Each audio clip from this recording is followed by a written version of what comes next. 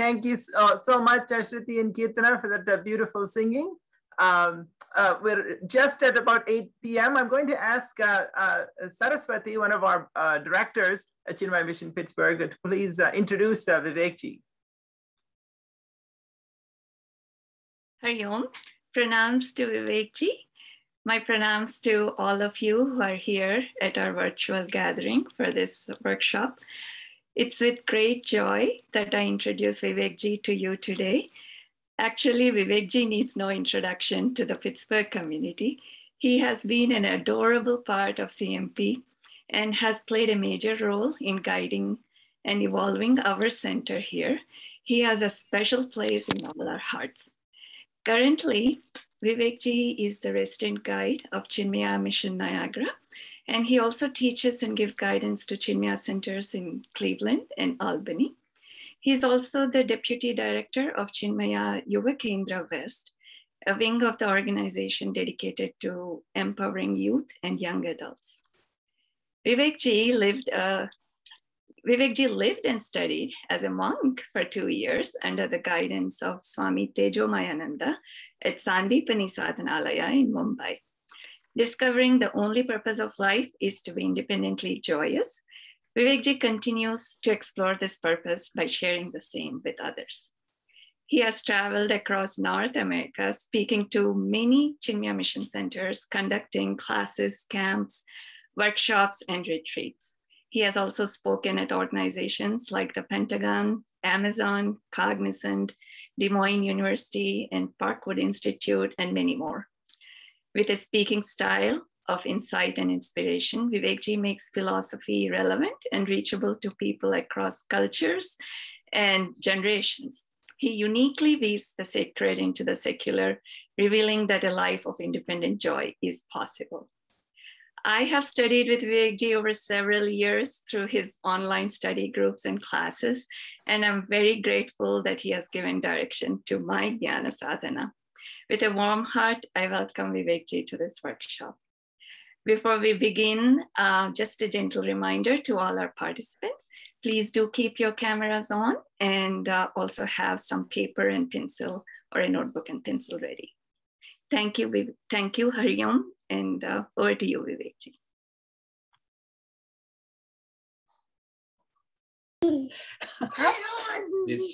This is sadhana. You can just watch me interact with our kids for 1 hour. That's what this workshop is going to be. Hi, everyone. Okay, say don't react with you. Okay. Hari Om, boys. No. Okay. I'm gonna mute myself so you can't hear the explicits, and then I'll start shortly. Hari Om, Vivekji. I'm coming very short. No worries.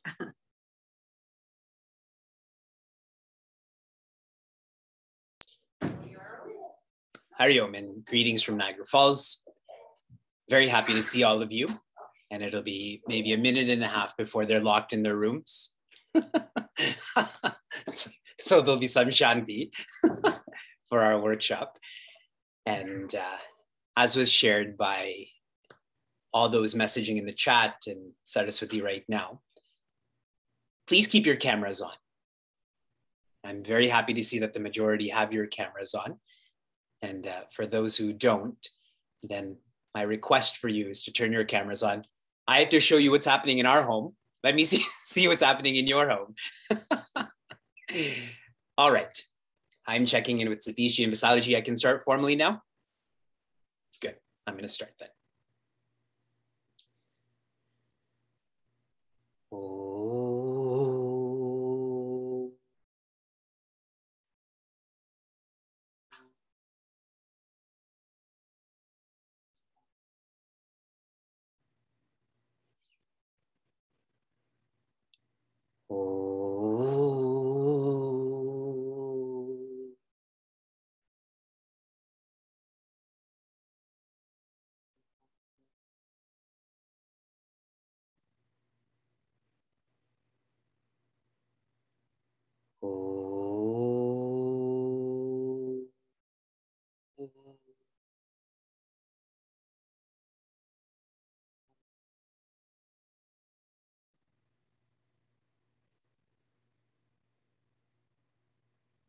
Vakratunda Mahakaya Suryakoti Samaprabha Nirvignam Kurume Deva Sarvakaryeshu Sarvada Saraswati Namastubhyam Varade Kamarupini Vidyarambham Karishyami Siddhir Bhavatu Me Sada Gurur Brahma Gurur Vishnuhu Gurur Devo Maheshwaraha Gurudeva Param Brahma Tasmai Shri Gurave Namaha.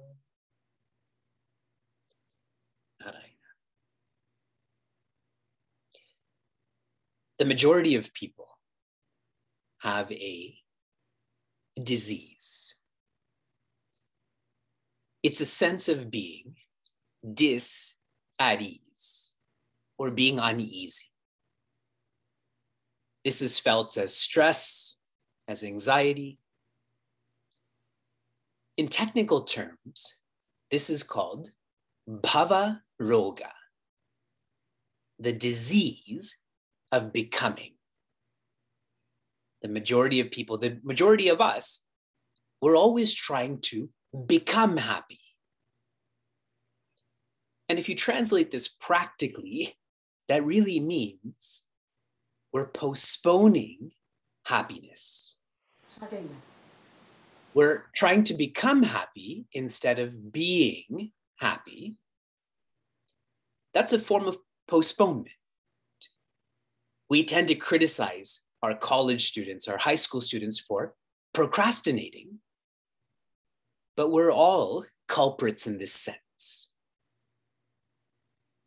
And what is most dangerous about this disease is that we've normalized this. Whenever you see someone, suppose today, suppose tomorrow, you see someone who looks stressed or anxious, you don't think twice about looking at them again or asking them how they are. But if you see someone smiling or laughing, what's wrong with you? We tend to look at them more, correct? Sharing this in a simple alliteration. It is the sense of incompleteness that makes us insecure. By a show of physical hands, how many of you are ready to be open that you feel insecure about whatever? By a show of hands. A lot. In our virtual worlds, and I'm quite confident that we've all been studying virtually, interacting virtually for more than 18 months, this insecurity has deepened. We have forgotten how to be ourselves. We have forgotten how to be with others. Do you relate to what I'm sharing? I think so. This is not a healthy way to live. It is definitely not a happy way to live. We would never wish this upon people that we care about, even people we don't know about. And that's why we're all gathered for our workshop on learning to be natural. Being natural is our nature. But first, we have to train ourselves in tuning into being relatively natural for us to feel this absolute nature. Looking around at all of you, it makes me very happy because it was 8 years ago that I began serving Chinmaya Mission Pittsburgh full-time in September of 2013. And I did so for 5 years. I was calculating out that I actually lived in Pittsburgh for more than 1 year within those 5 years. And the last time I was with all of you was in December of 2018, the last time I was teaching Nirvana Shataka in South Hills. You all still look very good from December of 2018. A lot has changed in my life. So, and I'm glad you're muted, so you can't comment on how I look right now. This is a workshop. I feel the majority of your experiences virtually are discourses. If you can all think of the last live discourse you were in, what percentage of time were you paying attention? What percentage of time were you awake? So this is going to be a workshop, which means it will be a combination of discourse, dynamics, so you need paper and pen, and dialogue.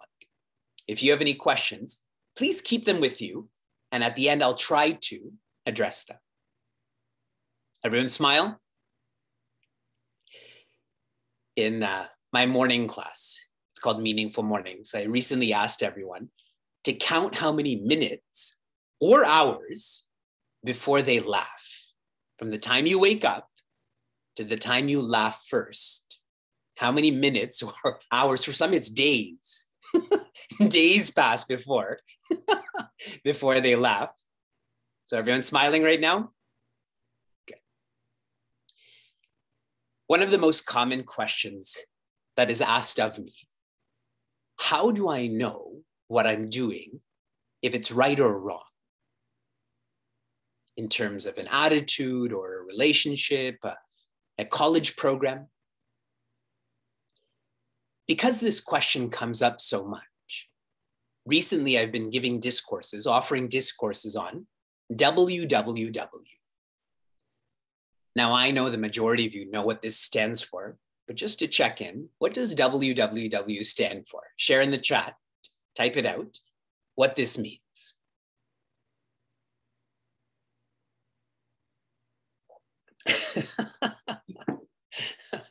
Someone wrote World Wide Web. You don't think I know that? You don't think those two boys know that?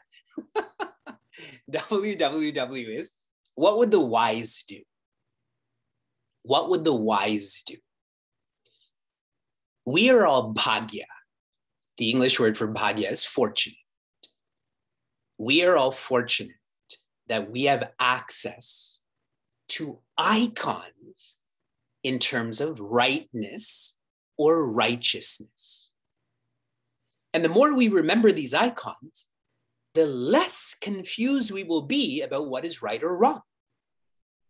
We will always check in with WWW. What would the wise do? Those icons in this workshop are Bhagavan Rama and Bhagavan Krishna. They are our guides in learning to be natural. We are going to orient ourselves to their learning, and specifically through Srimad-Bhagavatam. This is a lovely shastra or scripture that has been documented by Rishi Vyasa. In the 10th skanda, which means the section that focuses on Sri Krishna's life, the monsoon season has just begun. And to really appreciate this, you have to visualize this in your head. You have to feel this in your heart, that Sri Krishna is there. Sri Balarama is there. The gopis are there. The gopas are there. And the monsoons have just started.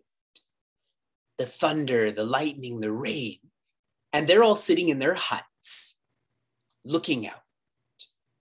And how long do the monsoons last? 4 months. This is known as Chaturmasya. So the portion of Srimad-Bhagavatam we're going to focus on is when Sri Krishna and Sri Balarama, the Gopas, the Gopis, they're all together and they're experiencing nature. And from that, we are going to learn how to be natural.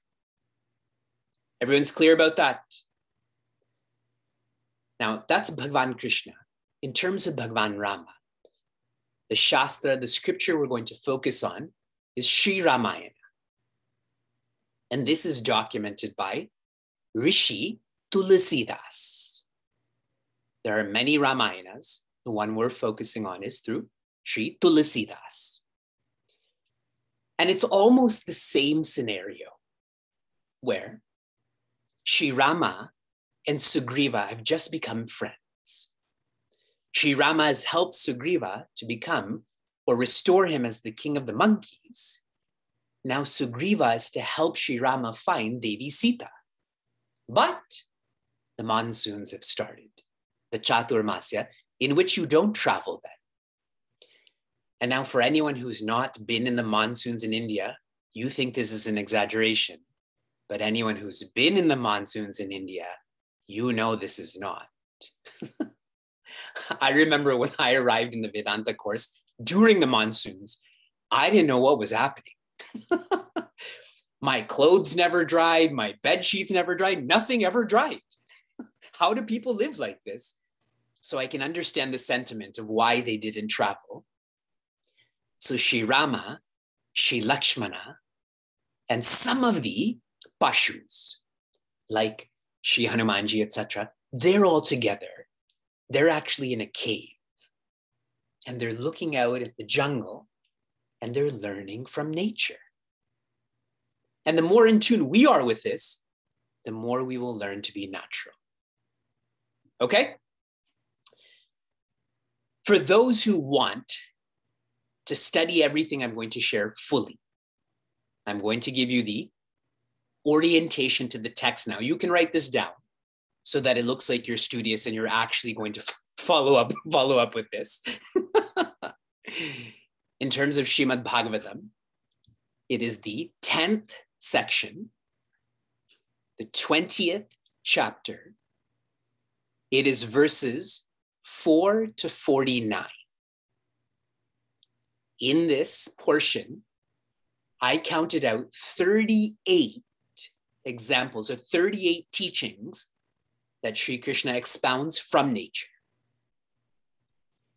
In terms of Sri Ramayana, it is the 4th chapter, and it is verses 13 to 17. I counted out 42 observations of Sri Rama in terms of nature. So 38 plus 42, what are we at? 80. Can we cover all 80 in 2 hours? What we're going to do is we're going to take one from Bhagavatam and one from Ramayana each day. We're going to be clear about 8 of these observations out of these 80. And I hope that you're inspired to study and follow the remaining 72. We started with a macro orientation, then a micro orientation.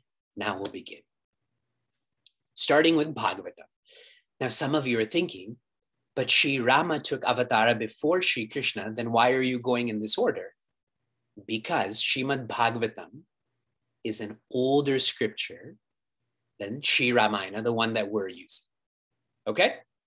So we're going by age of the scripture. Bhagavatam is more ancient, more Purana. I'm taking up verse 4. Sandra Nilambuder Vyoma Savidyutstana Yitnubihi Aspashta Jyotirachannam Brahmeva Sagunam Babhau. In English, Shri Krishna is sharing with Shri Balarama, the Gopas and the Gopis, that the sun and the moon that were once clear, because of the rain clouds that are now in front of them, the light from the sun and moon has become hazy. Can you all visualize that? Now, what is the comparison? What can one learn from this? In the same way, the light of the sun, the light of the moon is like Brahman. Brahman is infinity. And when the gunas like aggressiveness and laziness, when they as if cover the light of the sun and the moon, then we feel that that light is gone. We feel that that light is hazy. Powerful? Very powerful. When we see that, what do we think of? My solar watch isn't going to work anymore. Here, Sri Krishna is thinking about infinity. What is the philosophy of this learning from nature? No entity can change infinity. There is no entity that can change infinity. Can that which is finite change that which is infinite? Yes or no? It's not possible. So then we may think, but another infinite entity can change an infinite entity. But that first entity is not infinite then, correct? If there's two infinities. So no entity can change infinity. Then why don't we feel infinite? How come we don't feel this? How come I feel the pressure of gaining weight, the pressure of stress thoughts? The only possible way of not experiencing infinity is if we're ignoring it, if we've forgotten about it. The simple physical example is, if the sun is out and you don't see the sunlight, how come you can't see the sunlight? Either your eyes are closed or you're looking away, correct? This is why in our Shastras, like Bhagavatam, we are ever taught to try to know and remember the infinite. The opposite of ignoring is knowing. The opposite of forgetting is remembering. Know the infinite. Remember the infinite. You cannot create it. You cannot make it. That's why this disease of becoming is a very impractical disease, because I feel I'm going to create or make completeness. That is not possible. All one will feel tired, one will feel frustrated, one will feel dejected. So no, remember the infinite. That's the philosophical analysis of this observation. Here's the practical one. For each of these practices, I'm going to share a single English verb with you. And this practice is appreciate. Appreciate living. If you think of all of your experiences in life, starting with your own birth, how were you born? It's a miracle that you were born. It's a miracle that you've survived. It's a miracle that you've thrived, correct? Any virus, and now we know that more than ever, any accident could have ended all of that. Yes? The more we appreciate living, and I'm only thinking of the past right now, the more we come to understand and appreciate life is not chaotic. Life is, you can say, a cosmos. Life is organized. Life is planned. Life is built on the infinite. Appreciate living. This is from Bhagavatam, and reminding everyone, our workshop is on learning to be natural. A great way on not being natural is take everything for granted. A great way to be natural is be grateful for everything.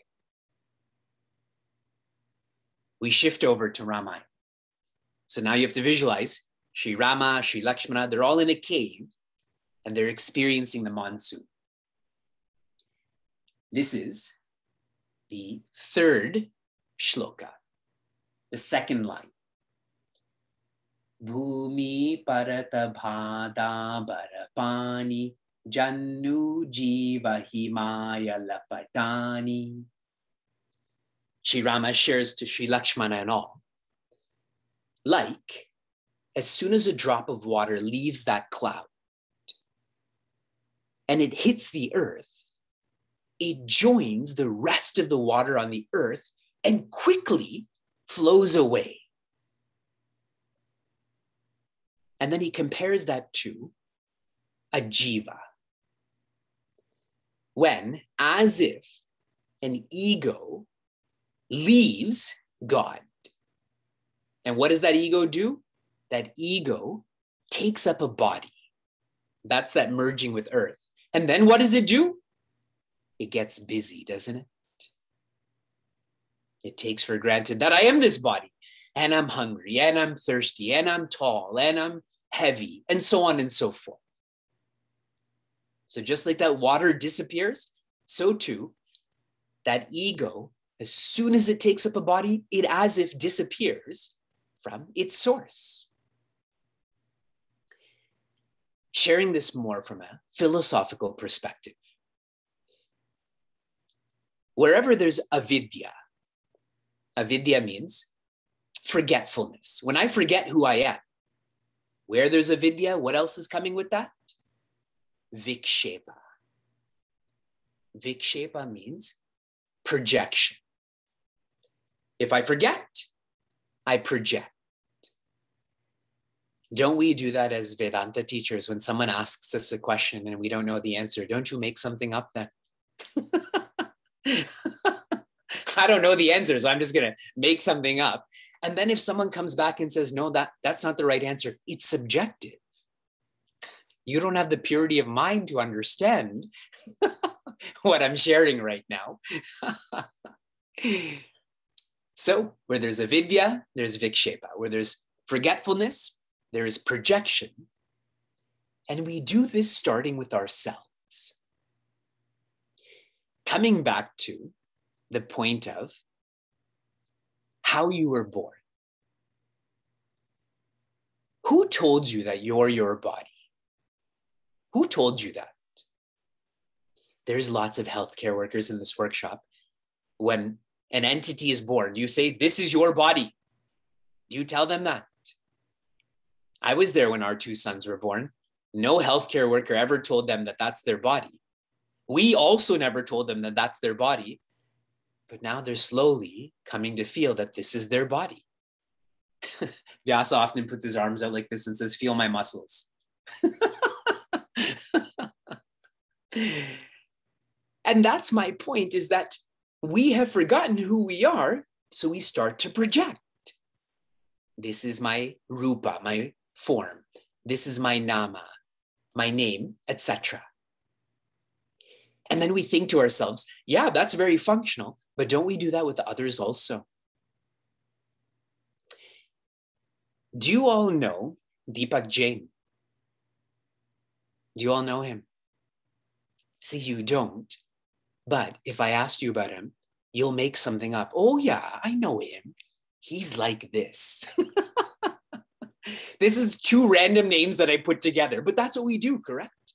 We actually don't know about a certain person, but that gossip thread goes on because we feel important, because we know this. When we do this, we engage in this forgetfulness and projection, our minds become noisier and noisier and noisier. And the more noisy your mind becomes, the more reactive you become. And I'll make this quite extreme. When one is reactive, they're like a robot. When I press the P on my keyboard, P comes up in the chat. It's a robotic reaction. Many of us live our lives like that. If you asked all of your high school students, why do you go to high school? What are they going to say? To go to college. Why do you go to college? To make money. Why do you make money? So I don't have to work. So they work not to work. Isn't that a very robotic response? So the more noisy we become, the more reactive we become. And the practice on how not to be this drop of water that just flows away plan. Your practice, your verb is plan. Plan everything. Starting with, plan your day. If you don't plan tomorrow, tomorrow is just going to push you around, correct? When you go shopping, if you don't go with a list, what do you buy then? You buy everything that you're not supposed to buy. Capitalism in America, they thrive on that, no? That's why like the village stores in India, you're not allowed in there. You can only shop from a distance, so you only buy what you can see and you need and you walk away. So plan. And when you start in small ways, like planning your day or planning your shopping experience, then we start to deepen it to more significant matters, like what is the purpose of your life? For the typical robotic reactive person I've already described, it is money and materials. But is that what you were born for? Is that what your future is going to be? Plan what you want to do with your life. Plan what kind of person you want to be. Otherwise, we will get busy. And here, that's me being positive that we will get busy. That's me being generous, saying that we're not already victims of being busy.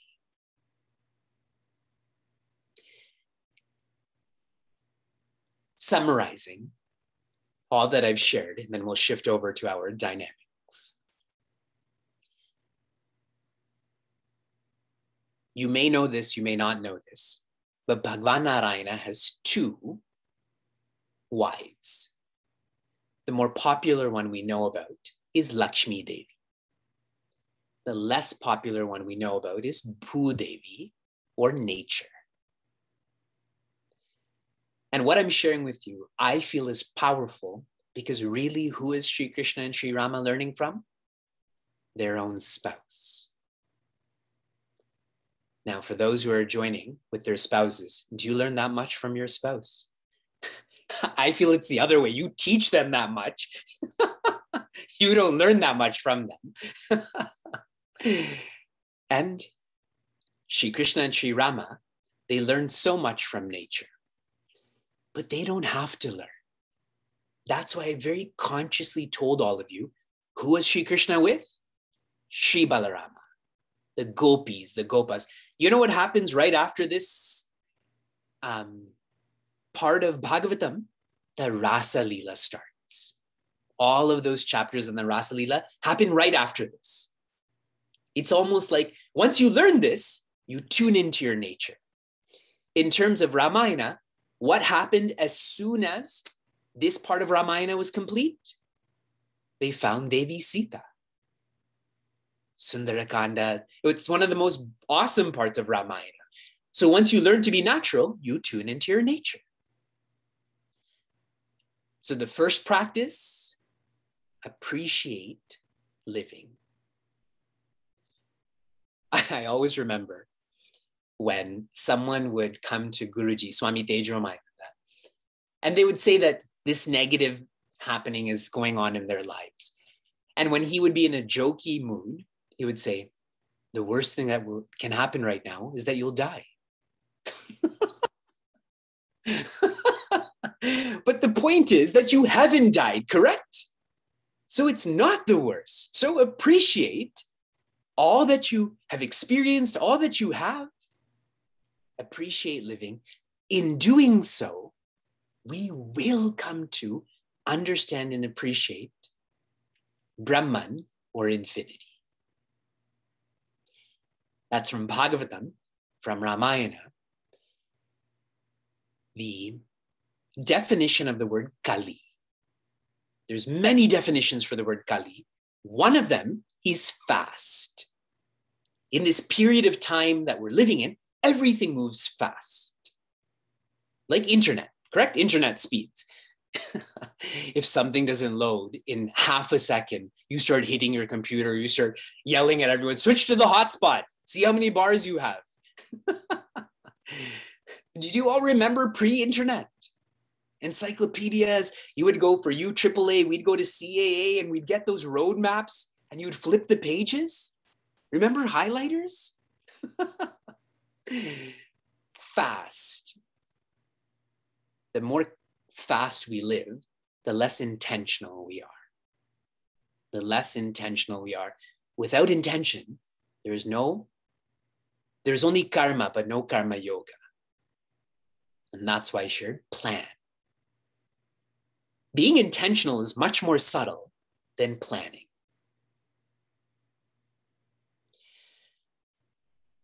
Oh.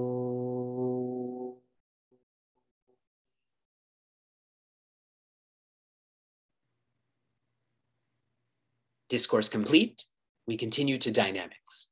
Everyone show me your paper.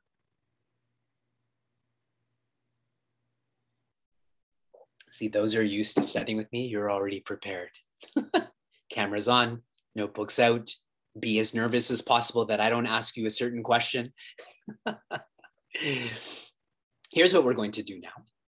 We're going to practice the two practices I gave you, starting with appreciation. Okay? Close your eyes.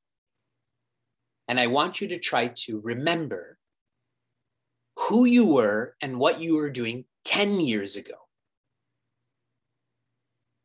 In September of 2011, what kind of person were you? What were you doing 10 years ago?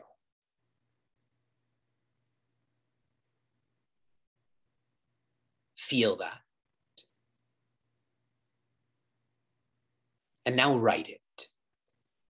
Write what you appreciated from 10 years ago. Write down what you appreciated. It could be what you were doing or who you were. What you were doing is more extrovert. What you were is more introvert. I'll give you an example if you find this to be abstract.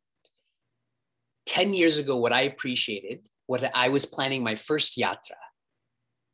Understood? Now you do that. Write it down, though. Write it on your piece of paper. What did you appreciate from 10 years ago?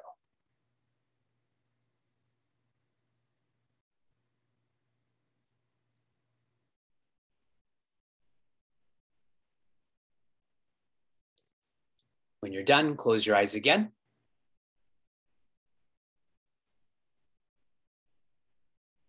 Now I want you to reflect. I want you to visualize 10 months ago. 10 months ago puts you at December 2020. What were you doing? What kind of person were you? And now write down what you appreciate from 10 months ago in terms of what you were doing or what you were feeling.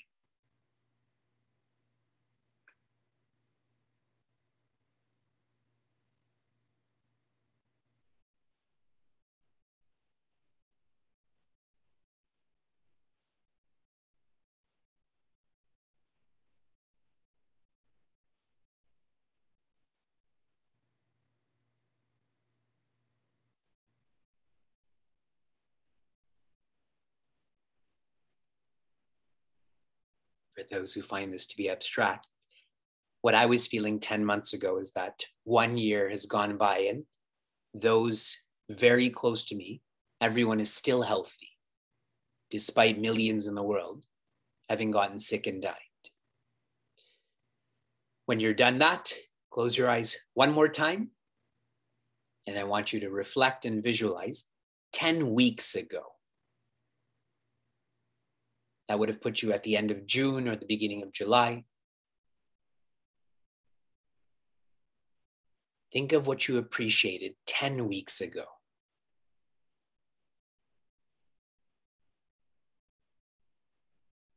When you're ready, you can write.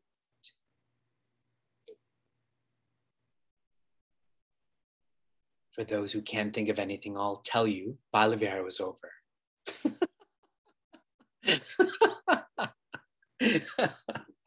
Okay.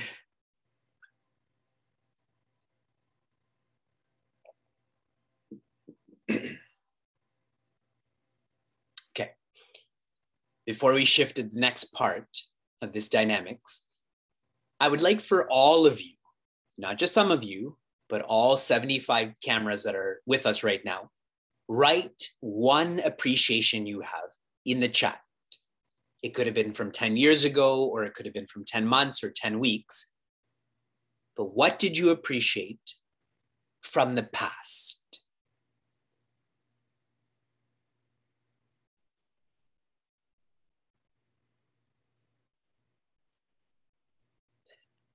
You appreciated your health, your family, helping your daughters with school, the ability to grow, that Zoom facilitated classes, that you were engaged in seva. You're patiently acquiring skills. Great sentiments. Just playing on the Zoom part of it, I was thinking to myself that in Sanatana Dharma, if they gave an award every year to who facilitated the most Sanatana Dharma, Zoom should get it, no?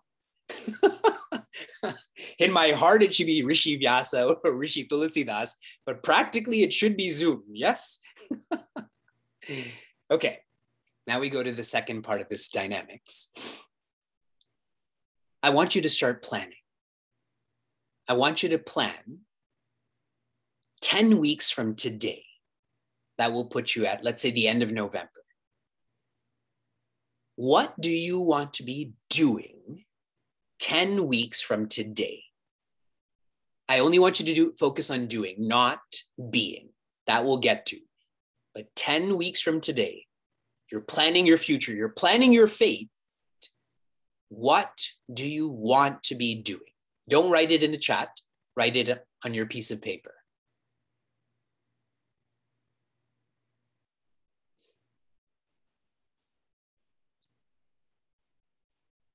And for those who are just joining us, my polite request to turn your cameras on so I can judge you as you're engaged in this practice. Thank you, Milind and Soumya, etc.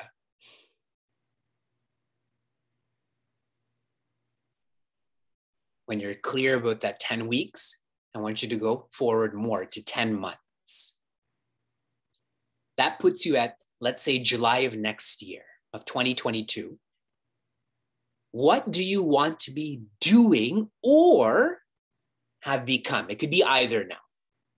What do you want to be doing 10 months from now or becoming, feeling, changing? 10 months.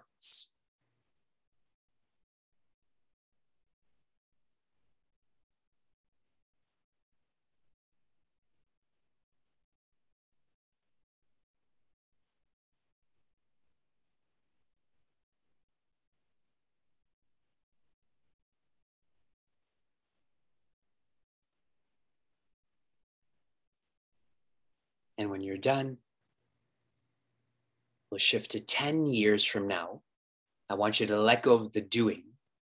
What kind of person do you want to be 10 years from today?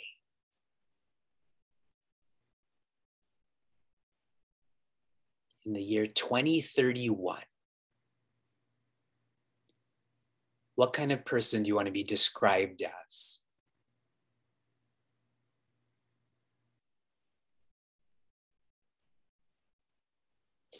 If you really want to be optimistic, what kind of person do you want your kids to describe you as?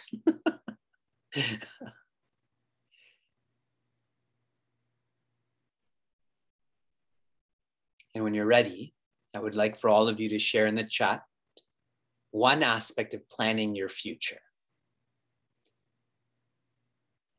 10 weeks, completion of the Alpharetta Ashram.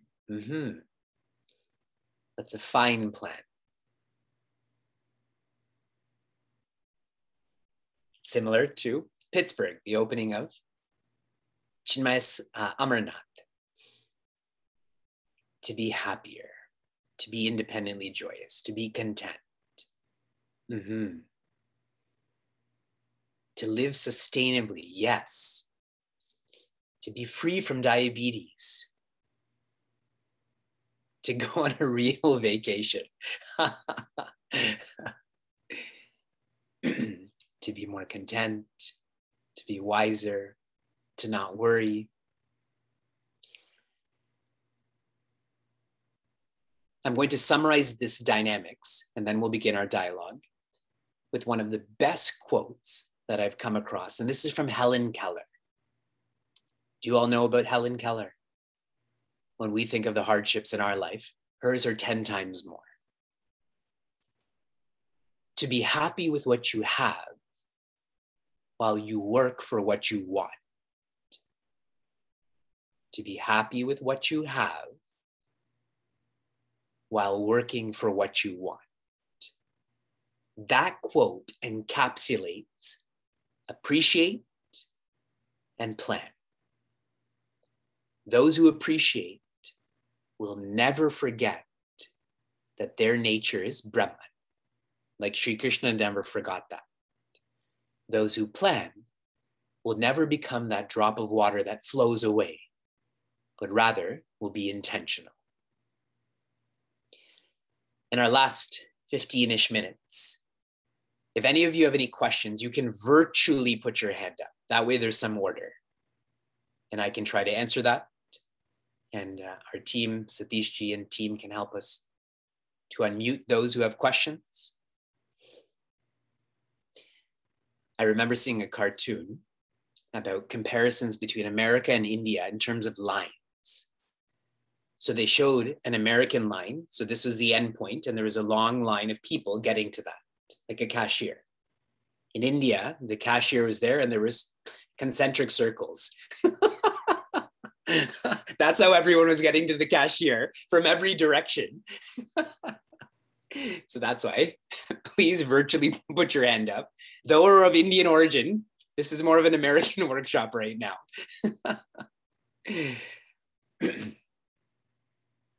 Questions, confusions?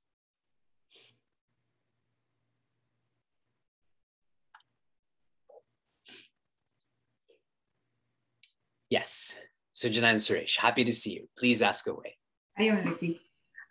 So gratitude is a great thing that you reminded us, Richi. But what ends up happening is it's also sporadic.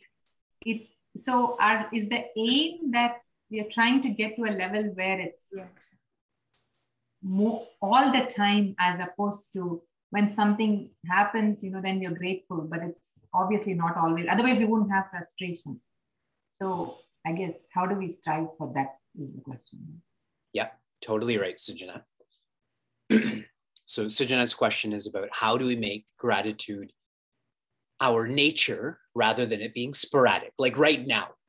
As I reminded everyone about 10 years, 10 months, 10 weeks, I feel that you feel very grateful, but 10 minutes from now, you will forget all about that, correct?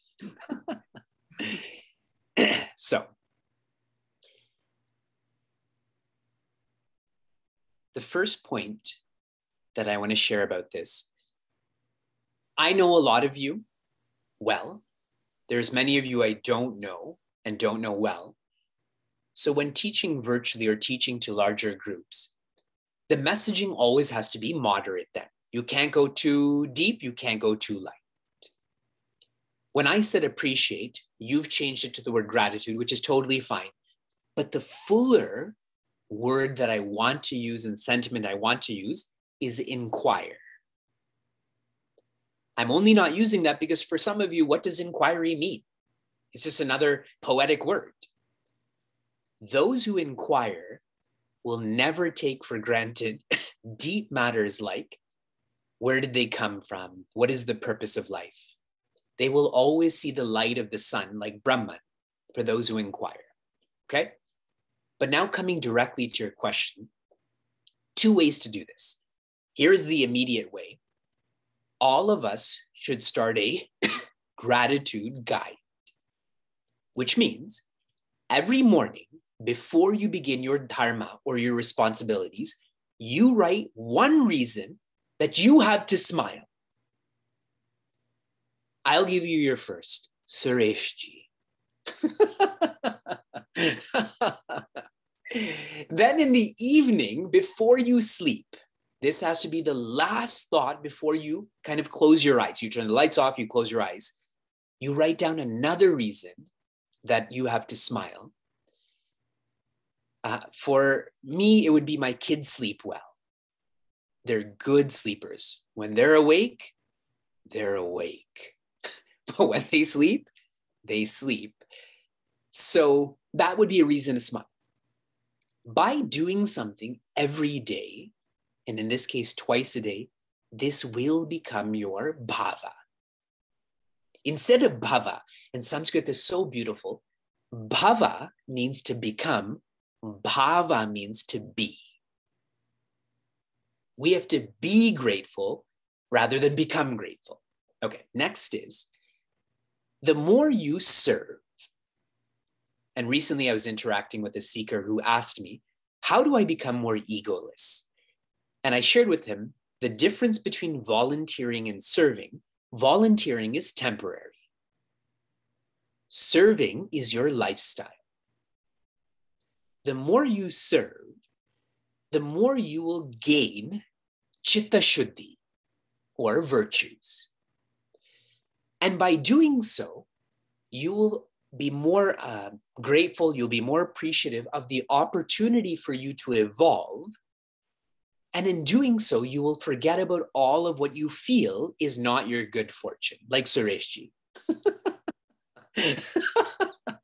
So, because it's like those who are happy are lower maintenance. If you want to find an unhappy person, just look for someone who's high maintenance. They have so little inside, which is why they're trying to build up outside. But if you're someone who's serving, you're getting so much inside that you don't care what's happening outside. It's cloudy, it's not cloudy, it's a Republican, it's a Democrat, it doesn't matter to you as much. Fair enough? So gratitude guide you start with, but then get into service, which you already do, but maybe your question or maybe the answer is to do it more than, more authentically, more deeply. Satishi Vasalaji, go ahead. Hariom Vivekji. So you're that being intentional. So that we all have, we think good intentions and we try to be intentional, but oftentimes we are lost, like not knowing whether my intention is the right one. It may be right for me, but people around me may not be. So how do we kind of,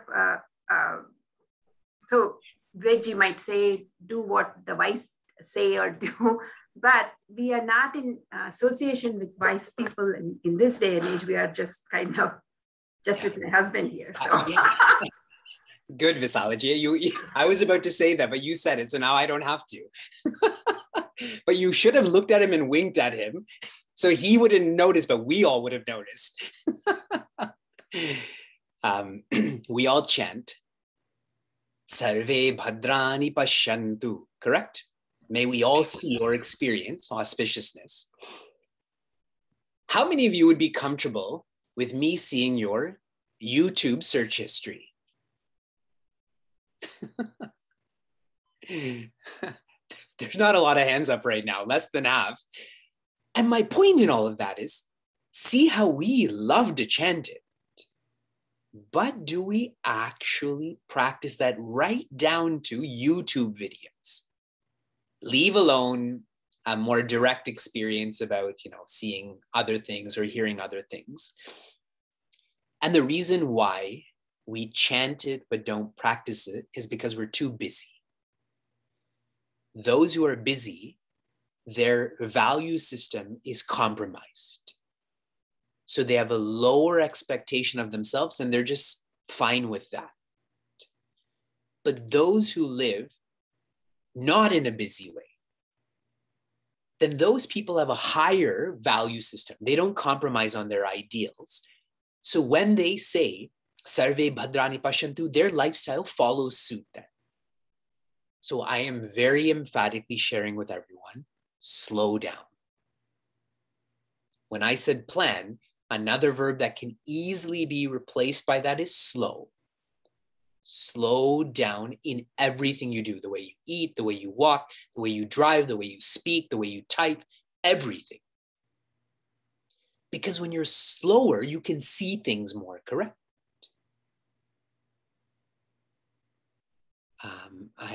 Just like in movies, you rewind things if you miss something, correct? You slow it down so you can see it more. Imagine doing that with your mind.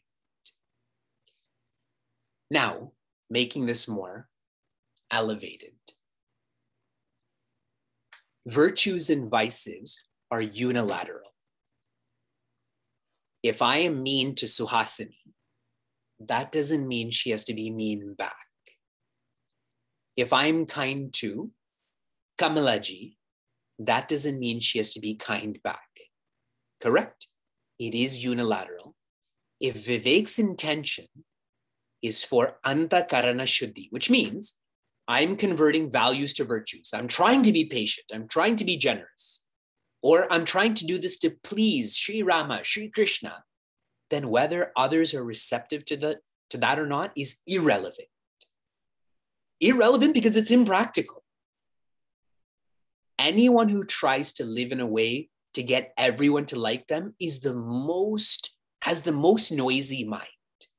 They're torturing themselves. And I find so many young people live like that. Their whole plan of life is to be liked.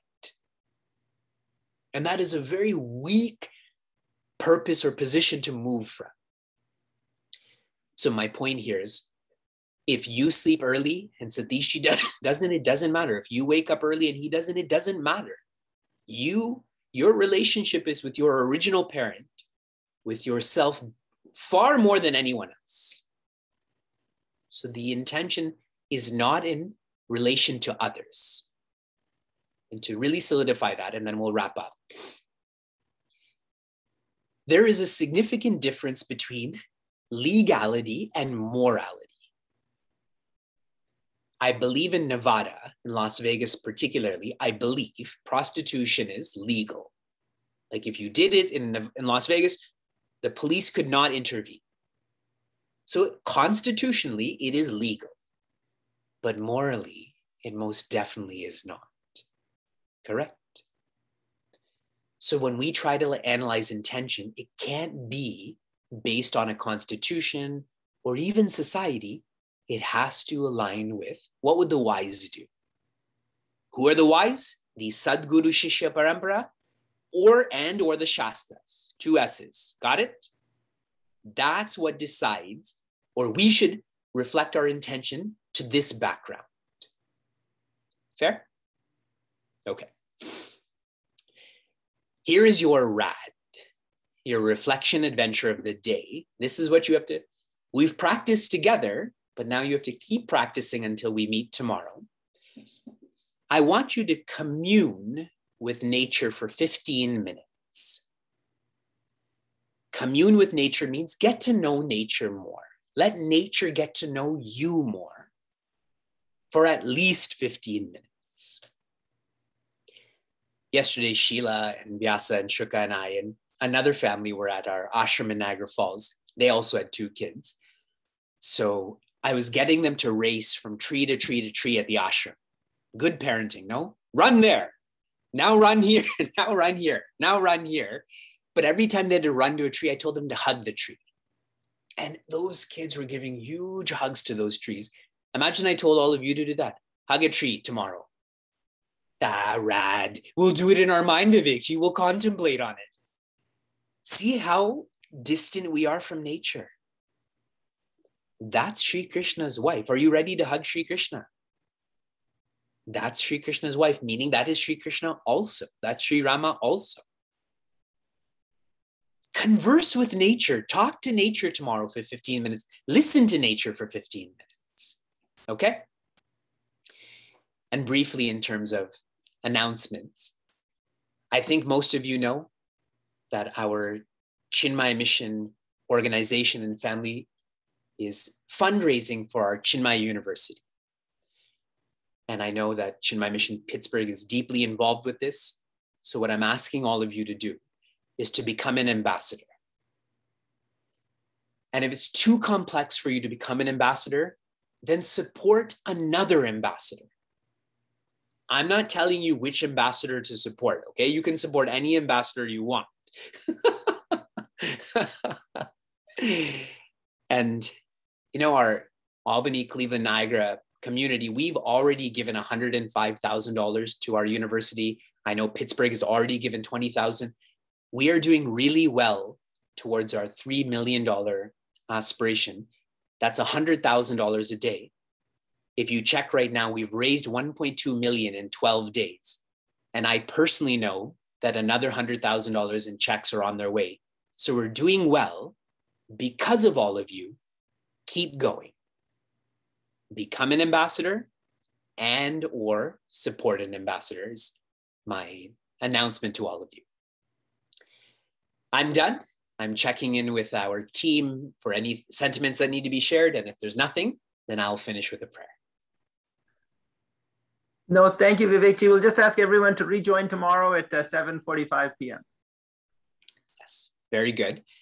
And I see that there are 3 times 6. There's 18 cameras that are not on. Tomorrow you have an extra rad. Have your camera on, okay? Sarve bhavantu sukhinaha, sarve santu niramayaha, sarve bhadrani pashyantu, ma kaschid dukkha bhag bhavet. Om shanti shanti shantihi. Harihi Om Shri Gurubhyo Namaha. Harihi Om. Be safe, be sound, be serene, be happiness.